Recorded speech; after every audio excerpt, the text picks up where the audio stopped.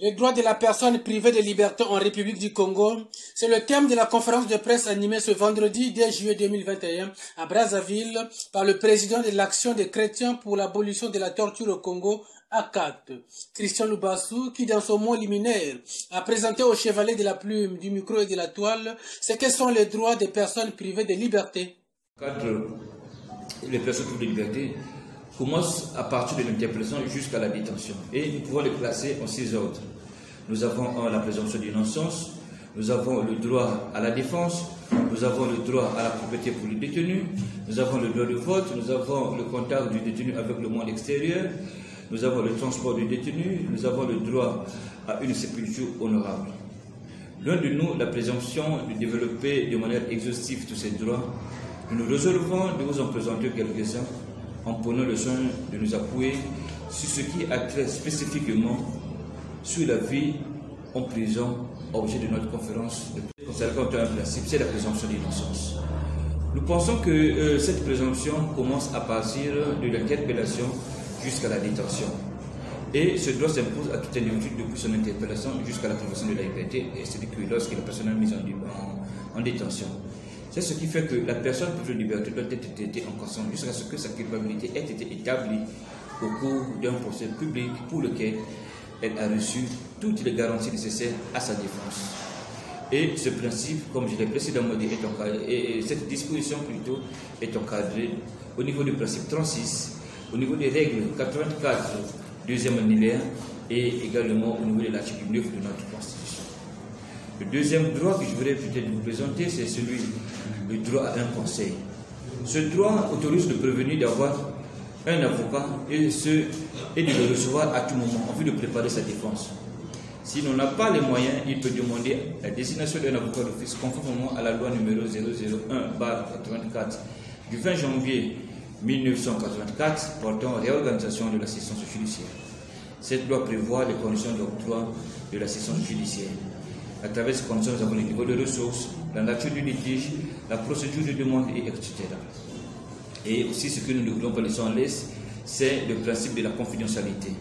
Les entrevues entre le prévenu et son avocat peuvent être à portée de vue, mais ne peuvent pas être à portée de vue. Tout ceci pour garantir plus ou moins le droit à la confidentialité du détenu. Un autre droit, c'est le droit au maintien des liens familiaux et amicaux. L'exercice de ce droit doit être garanti dans le but d'assurer une bonne préparation du détenu à une resocialisation à la fin de sa détention. Le détenu est autorisé de recevoir des visites familiales, amicales et autres. Ces contacts doivent également être maintenus par le biais de correspondances épistolaires, téléphoniques et électroniques et autres. Comme vous voyez, ce droit au maintien est garanti par les règles 37 et 92.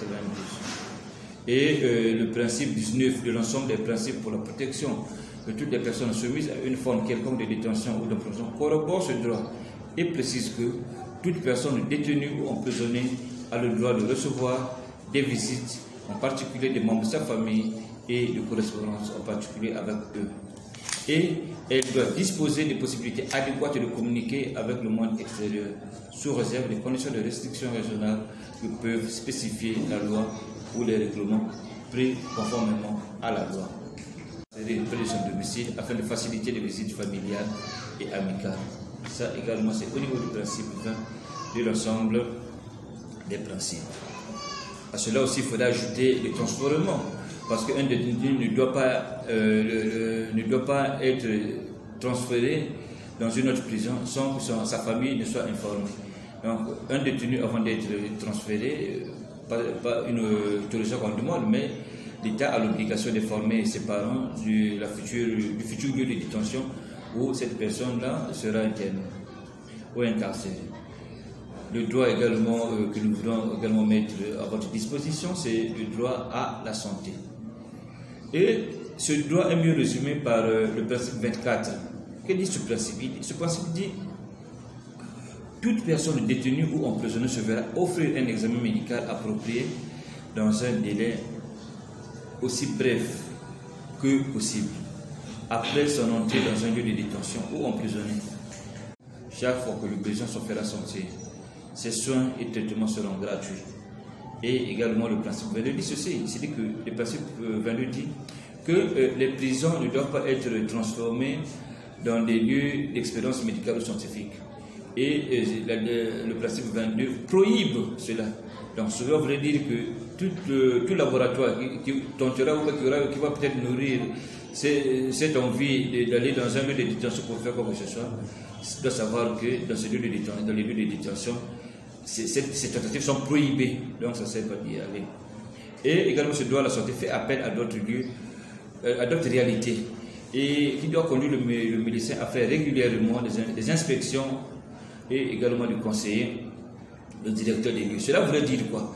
Cela voudrait dire que le médecin ne doit pas s'arrêter à ses obligations thérapeutiques, mais plutôt également de jouer le rôle de conseiller auprès du directeur.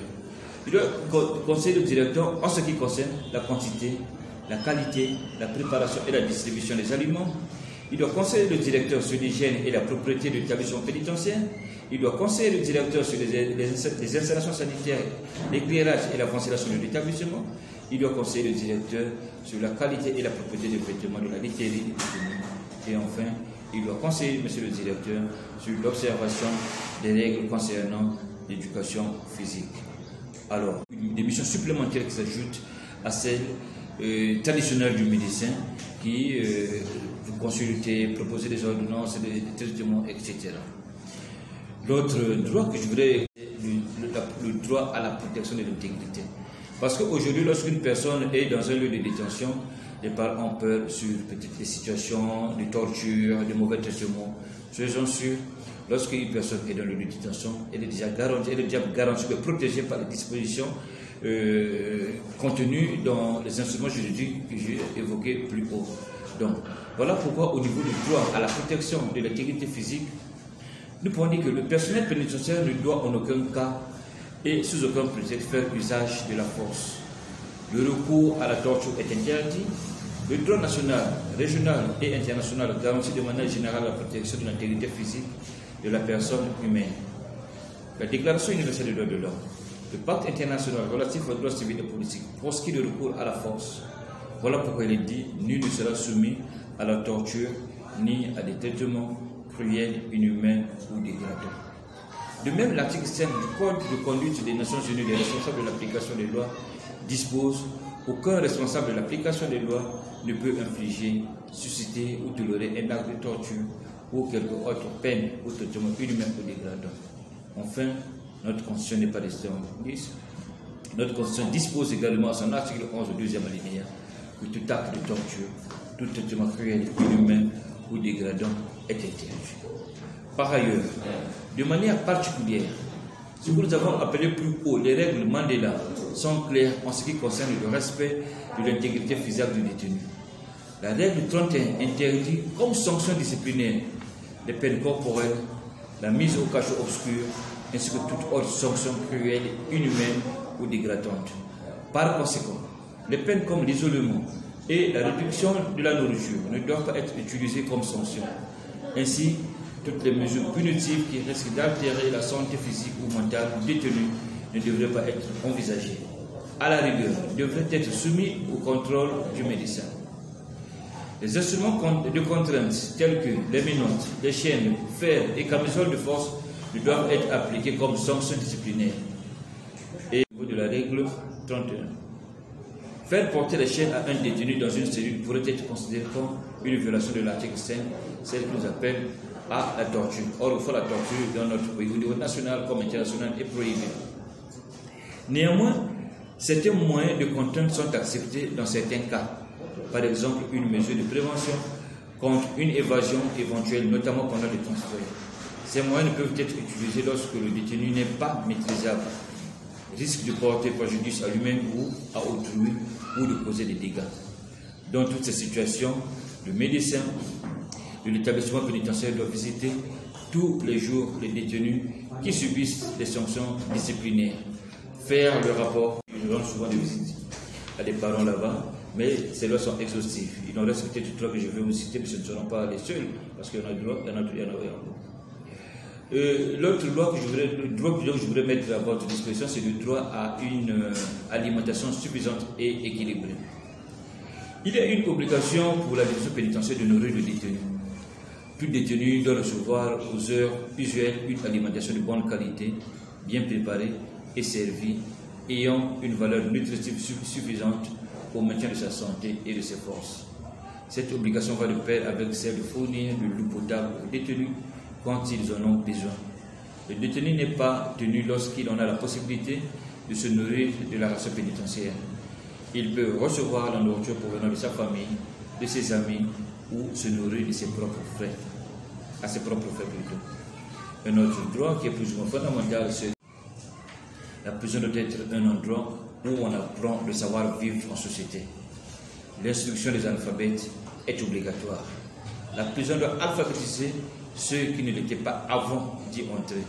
Pour ceux qui savent lire et écrire, la règle 40 recommande qu'une bibliothèque soit mise dans les établissements pénitentiaires. La formation personnelle par la lecture, l'écriture, ainsi que d'autres moyens d'occupation devraient être encouragés. Et ça se dit par la règle 90. S'agissant de la formation professionnelle, la règle 71.5 dispose qu'il faut donner une formation professionnelle utile aux détenus. Voir aussi principes fondamentaux relatifs au traitement des détenus au numéro 6.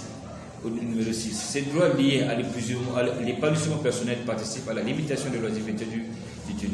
Il en est de même que le droit au loisir. Cela voulait dire quoi? Une personne, si hier était un analphabète, a commis un crime et à la maison d'arrêt, et comme nous l'avons dit dès le départ, avec l'obligation de resocialiser la personne, l'État, par rapport à ses obligations, doit encadrer, former ou éduquer cet enfant. Donc, s'il était rentré pour nous, par exemple, au sortir de là, nous devons espérer qu'il sera un enfant assagi avec toute la connaissance possible. Il s'agit ici d'un droit qui permet aux détenus de vivre dans les mêmes conditions que celles de la vie courante. Les activités sportives et les loisirs participent au bien-être du détenu. Le détenu qui n'est pas occupé à un travail en plein air doit avoir 1 heure au moins par jour d'exercice physique approprié en plein air. À cet effet, le terrain, les installations et équipements doivent être mis à leur disposition.